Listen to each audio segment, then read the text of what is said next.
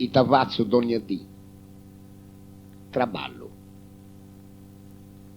M'indiveso ai 4 di Amangiano, poi su Villobus che de Ceracius mi porta da Castello a un di Deo traballo, in un luogo tristo, in un ospedale, a un di altro fratis, traballantisi commente me e tutto, anche dentro sta disgrazia desa maladiai e ho l'intassistis.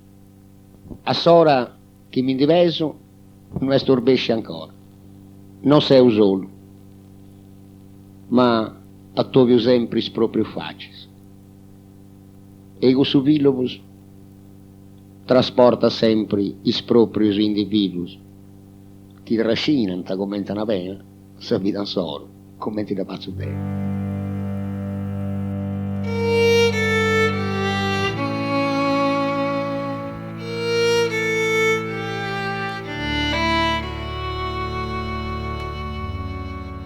Nel 1935-36 tu eri nelle elementari, giusto? Sì. Fosti rimandato per aver osato scrivere un tema, il titolo era Mia madre. Tu l'hai scritta in dialetto. È vero. È giusto? È vero. Parlami di questo episodio. Fia viciochedo. E in questo tempo si scuola se non fianta come temo. Teniamo per spago libertadi. Sameista, fu di adero su sameista.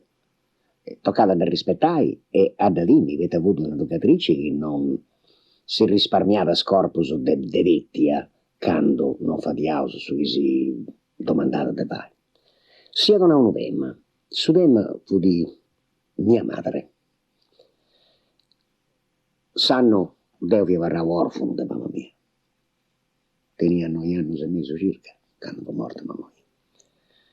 E si pensava a iaia, ma de mammai riteniamo su un rispetto, una stima, mi pare di che mo spiccioccheddo su questo tempo nostro, non lo senti manco esprime questo sentire, se ne sconfronto su che si fa pensare a mamma. Ma in Sara sa mamma, specialmente questo spiccioccheddo, su fia da... E fu una cosa... un'azienda troppo manna.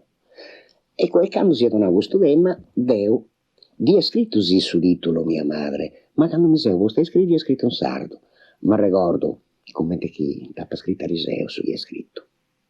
Gli è scritto, mamma mia è morta, fia bella, giovane, tenia 38 anni, ma a noso se la sao solos.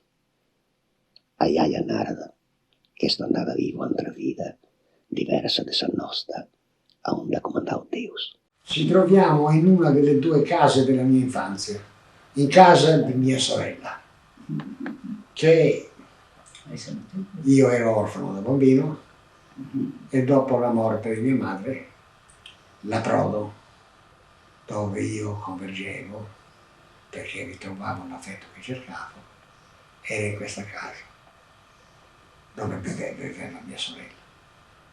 In mia compagnia c'è mia moglie, ci sono le mie 2 nipoti, figlie di mia sorella, che ci ha lasciato purtroppo